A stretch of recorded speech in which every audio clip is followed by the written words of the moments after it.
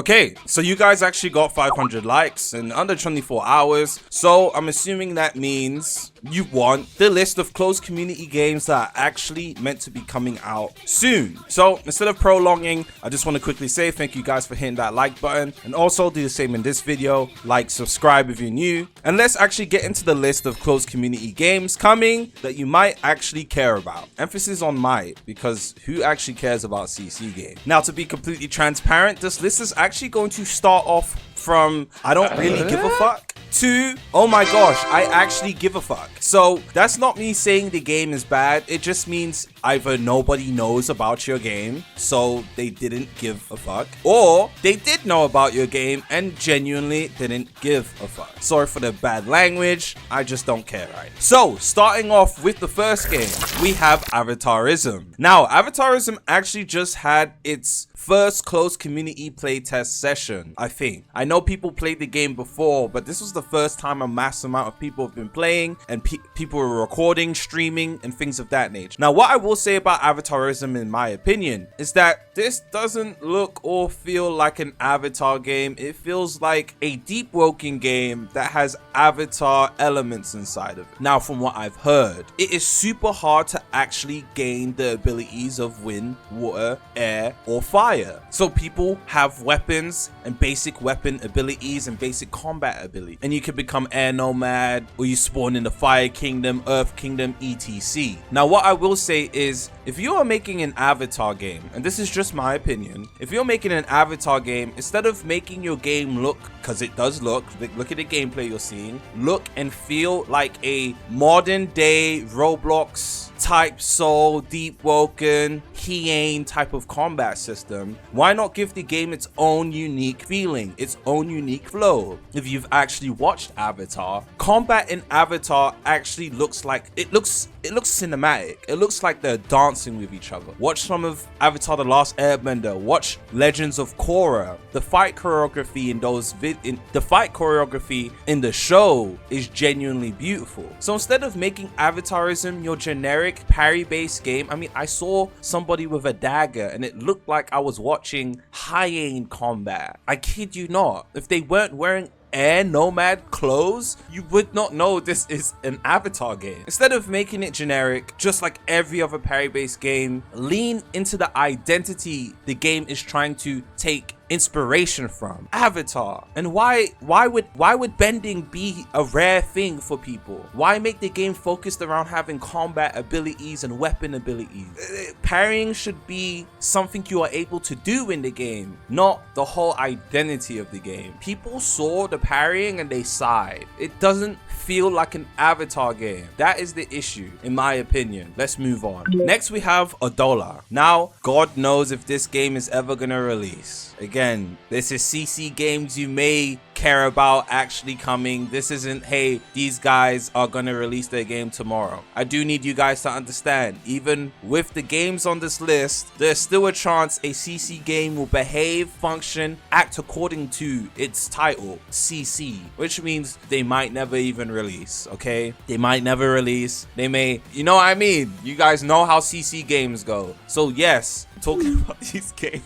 but just be cautious, and also don't pay for any. Please do not pay for any. Adola. Now, what caught my interest with this game is, it's gonna sound hypocritical, the combat system that I saw from the sneak. Now, one thing I find really interesting is that we've never had a Fire Force game that's actually been of interest on the Roblox platform. However, Adola's combat system, yes, though it is parry based, does look sleek and smooth. I do like that sleekness to what I was seeing. Now, not much is known about Adola, and they actually haven't shown any of the fire abilities within the game, and the only sneak we've had is base combat. So there's actually potential for this game to be good and potential for this game to also be bad, which is why it's at the earlier stages of this video. Nothing more can really be said. I do like the way the character models look, and let's actually just move on. Next, we have K-Piece. Now, K-Piece is obviously a CC One Piece inspired game. And again, this is, as for most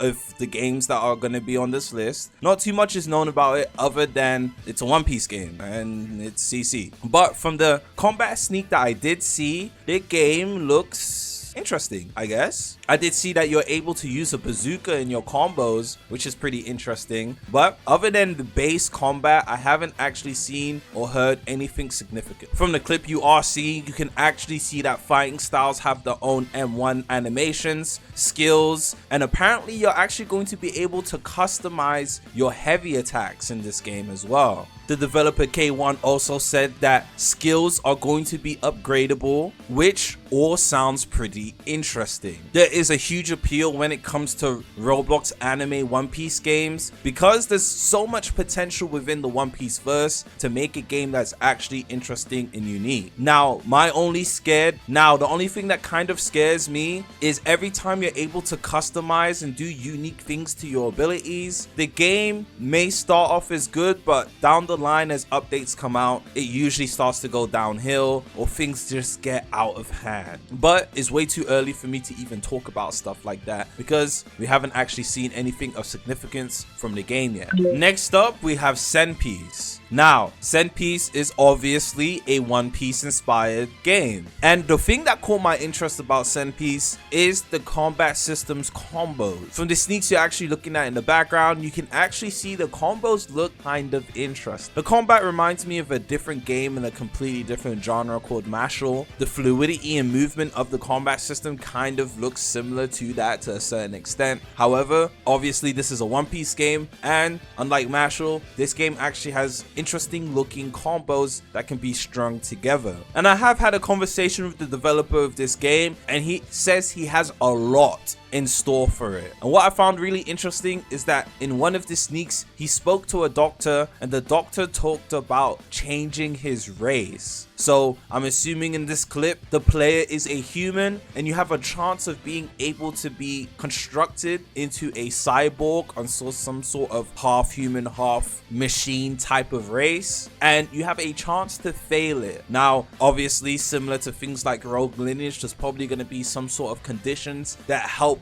increase your chances of surviving the transition from human to cyborg. Whatever the case may be, it sounds like this game's actually going to have depth to its gameplay, but we're gonna have to wait and see. Next up, we have Eternal. Now, Eternal is a Kingdom Hearts inspired game, and that's something we've actually never seen, or at least I've never seen on the Roblox platform before. And from the combat sneaks I've seen, this game actually works really uniquely and takes obviously heavy inspiration from Kingdom Hearts, which I'm really curious to see how some of the game's combat functionalities are actually going to work in real time, because I know in Kingdom Hearts there's a menu that you kind of navigate between as you're fighting, and multitasking that may actually end up being kind of weird. So I do actually want to see how that plays for myself. Other than that, the game does look pretty interesting. Keyblades is always cool, and since the game's taken heavy inspiration from Kingdom Hearts, I'm assuming this game should have a ton I mean a lot of content. And from the sneaks I've been seeing on Discord, it does look like the game's development is going soundly. Next up, we have Veilbound. Now, Veilbound is a very pretty and interesting looking game. Veilbound is a fast-paced action adventure fantasy game that should be coming onto the Roblox platform. Now, this game's actually been in development for about 2 years now, and though the sneaks you're looking at, some of them may look low quality, if you actually go look at Veilbound's Discord server and look at all the sneaks for yourself, you can see that this game looks very interesting. The game's combat system is quite unique within itself as well, and they actually have a lot of quite interesting things planned for the game that we don't see in many Roblox RPGs. So I'm definitely looking forward to whenever the heck anyone actually gets to play Veilbound in its entirety. Next up, we actually have Windbound. Now, Windbound is a game that is made by the owners of Peroxide, or should I say developers of Peroxide, which within itself is pretty interesting. That means they have the means means of actually creating an interesting, good game. Now everything here is up to speculation and theoreticals and maybes, if, buts, and maybes. However, Windbound actually does look pretty interesting. It did have a trailer or a teaser trailer that came out not too long ago, and the game has potential to be something we haven't seen on the platform in a while. It does have your typical parry-based system, which in my opinion is the best combat system to go with, most entertaining in my opinion. It just depends on how it's done. A lot of games get parrying done kind of not necessarily wrong, but in a way where it makes the game look bland and generic, and some games kind of get away with the parrying that make it look interesting because of the other game mechanics the game may have, whether it's movement systems or the other combat mechanics that tie in to the parry-based system. However, Windbound does look interesting. They also did do a sneak that showcased some of its movement, and within this sneak you can actually see the player navigating through somewhat of a, I would call it, jump quest. However, most people would call it obby or obstacle course. Now, the reason why this piqued my interest is because it means since this game has a unique movement system, there's going to be a lot of maps that are catered towards having to do obstacle like puzzles or caverns, and navigating around the map is not going to be linear, which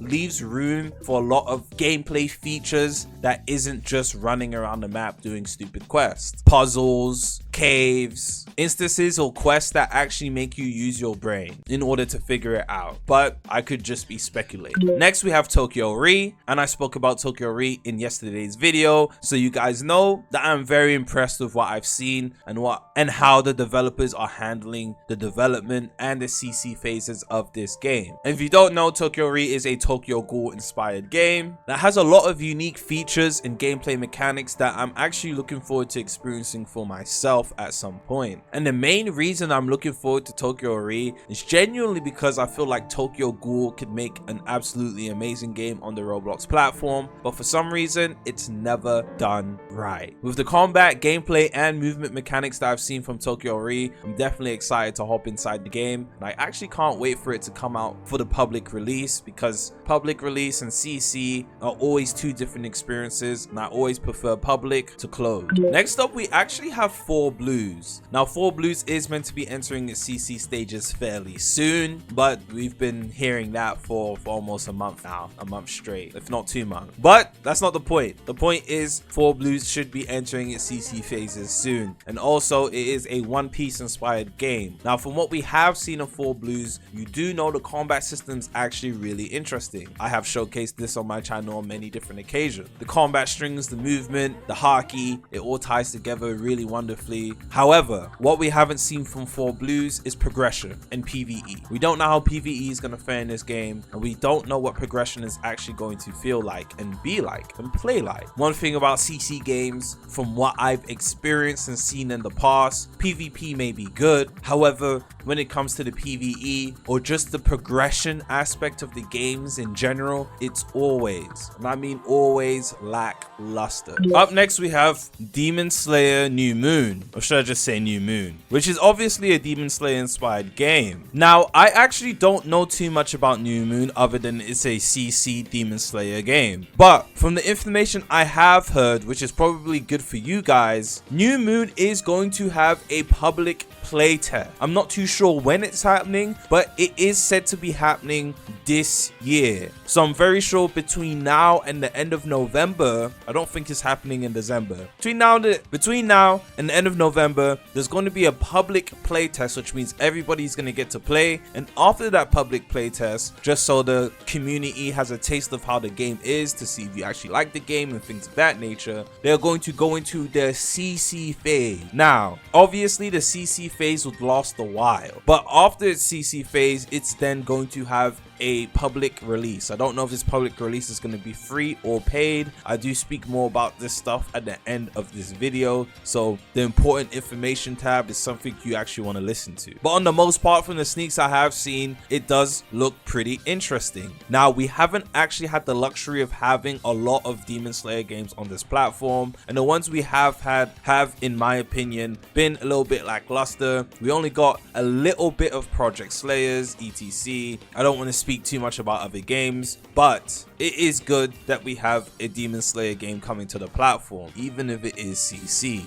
And finally, we have probably the most anticipated game in the history of Roblox, Revolveragz. Now, I'm not going to sit here and glaze Revolveragz for 10 minutes straight, because you all know I can do that, probably for an hour straight, if we're being quite honest. However, if you don't know, you should know, Revolveragz is going to have a CC phase before it comes out free to play for the public. And as the Rel brothers do, just like Shindo Life 2 or Shinobi Life 2, however you remember the game always has a CC phase before a public release phase. Shindo Life 2 went through the same thing, and Revolveragz is going to go through the same thing. So you know this is legitimate, and there's no causes for worries or concern. The only cause for worry and concern is when the heck this is all going to take place, because as we do know, October is meant to be the month we get Revolveragz Movie 3, where they showcase the game in a movie-like format, showcasing its progression and gameplay features. And then we're also meant to get CC within a short time frame following after Movie 3, so either this month or the beginning of next month, and then we're meant to get the release in December. But time is running out. No, time is running out. So I guess we're just gonna have to wait and see. And yes, that is basically it. These are all the Roblox closed community games coming out that you actually might care about. And also some important information. I highly recommend you don't skip what I'm about to say. Each of the games on this list have more information than I said for each of their segments. The reason for this is because CC games are very unpredictable. I don't want to say anything on this video and then it not come to pass, and then you guys hang me on a thread for it. So if you want to know information like when CC phase starts, how to get into CC phases, whether the game's going to be playable on mobile and console, when the game has a either paid release or public free release, or if it's ever going to have one, you need to go inside of the game's Discord servers. And I will put the links to the Discord servers in the description of this video and in the pinned comment section of this video. For some reason, when I do videos like this, even though I leave the links to the games I'm discussing in almost every single video I've ever made on this channel, people will still ask me, where do I find more information, or how do I join the Discord server for said game? When links are always available on this channel. There's no video where I discuss about a game unless I'm cussing the game out for being trash, where I do not have links for the game in the description. So if you genuinely are interested in any of the games that were mentioned in this video, you need to go in the description or the pinned comment and click on the link to the Discord servers and do a little bit of research for yourself. Now, why it's important to do research for yourself for CC games and not just follow the advice you're being told by a YouTuber is because usually we're not covering CC games on the most part. So these games are free to play, or even if they're paid access, the information is abrupt. The information comes in plenty, or you can just go to the game and click the play button. However, with CC games, it's a little bit more complex. It's harder to get into CC phases, and there's usually steps or processes you have to take, and sometimes you might even have to spend money. In cases where you have to spend money, it is wise that you actually do your own research. Are these devs to be trusted? Are they going to take my money and make me wait 3 years before I can play the game? All of this should be done by you. This research should be done by you. Do not put your money anywhere, especially if it's not spare money that you're afraid of losing. Now, all the games I covered in this video do have somewhat of a credibility with the developers, so your money shouldn't be taken and thrown into the wind. These games should be releasing. However, Roblox developers are notorious for being liars, scammers, and not holding up to their word. So you should most definitely be cautious when it comes to spending your money. I've said it. I've said what I had to say. So if you do end up being in a situation you wouldn't like to be in, do your research, please. Most of these games on this list, or some of them, are going to have free releases after the CC phase. So if these games did pique your interest, just join the Discord server and keep tabs on the game. Again, most of these games are going to have a free release free to play release eventually, so keep tabs on it. Some of them are going to have a paid access release. Paid access release is the same as games like Deepwoken, where you go on the game's homepage and you need to pay 400 Robux per se or for instant, and then you have unlimited access to that game. And some of these games, God knows how they're gonna work because the developers don't say too much. So again, please heed my warning. If anything happens to you, I don't care. Use your brain, because I know Roblox people don't like to use the brain that they have in their heads for some reason. And good luck. Be guided and don't spend any money that you're not afraid of never getting. I'm gonna see you guys in the next one. Peace.